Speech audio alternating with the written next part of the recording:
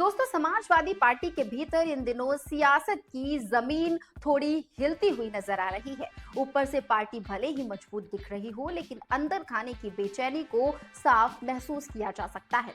इस बेचैनी की वजह है दो नाम, असदुद्दीन ओवैसी जी और चंद्रशेखर आजाद। यही दो नेता हैं जिन्हें लेकर सपा मुखिया अखिलेश यादव की टेंशन बढ़ती हुई नजर आ रही है। पार्टी के भीतर ये चर्चा तेज हो गई है कि अगर 2027 के चुनाव से पहले ये दोनों नेता पूरी तरह सक्रिय हो गए और अलग अलग मोर्चों पर मैदान में उतरे तो सपा का सियासी गणित बिगड़ सकता है। इसी चिंता के माहौल में मंगलवार को लखनऊ में अखिलेश यादव ने अपने लोकसभा और राज्यसभा सांसदों की एक अहम बैठक बुलाई। बैठक का आधिकारिक एजेंडा पंचायत चुनाव की तैयारी और संगठन को मजबूत करने का था, लेकिन जैसे जैसे चर्चा आगे बढ़ी मुद्दा बदलता चला गया। सांसदों ने खुलकर अपनी आशंकाएं रखी और बातचीत का केंद्र ओवैसी और चंद्रशेखर आजाद बन गए। बैठक में एक सांसद ने साफ शब्दों में कहा कि महाराष्ट्र के निकाय चुनाव, खासकर बीएमसी और बिहार के हालिया चुनावी नतीजों ने सपा को अलर्ट कर दिया है। जिस तरह असदुद्दीन ओवैसी मुस्लिम इलाकों में अपनी पकड़ मजबूत कर रहे हैं, वो सपा के परंपरागत वोट बैंक के लिए खतरे की घंटी है। सांसदों का मानना है कि अगर यही ट्रेंड उत्तर प्रदेश में भी दिखा तो सपा को इसका सीधा नुकसान उठाना पड़ सकता है।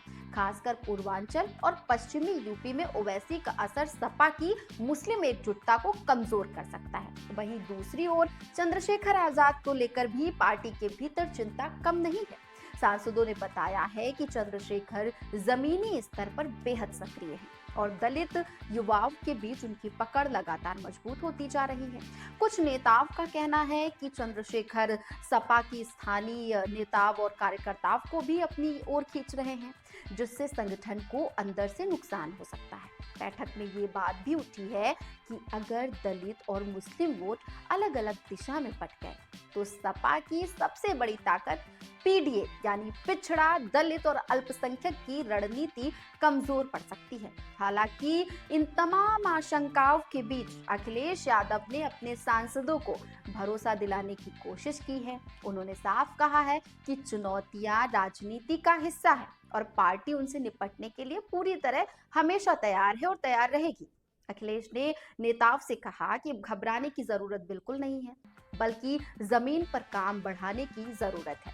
उन्होंने निर्देश दिए हैं कि सभी सांसद अपने अपने क्षेत्र में संगठन को मजबूत करें, कार्यकर्ताओं से लगातार संपर्क में रहें और जनता के बीच सक्रिय रूप से मौजूद रहें। अब सबसे बड़ा सवाल ऐसे में यही उठता है कि क्या आगे असदुद्दीन ओवैसी भविष्य में इंडिया गठबंधन का हिस्सा बन जाएंगे या वो अपनी अलग सियासी राह पर चलेंगे, और अगर वो अलग रहे तो क्या सपा अकेले इस चुनौती को संभाल पाएगी? फिलहाल इन सवालों के जवाब किसी के पास नहीं है, लेकिन सपा की सतर्कता जरूर बढ़ गई है।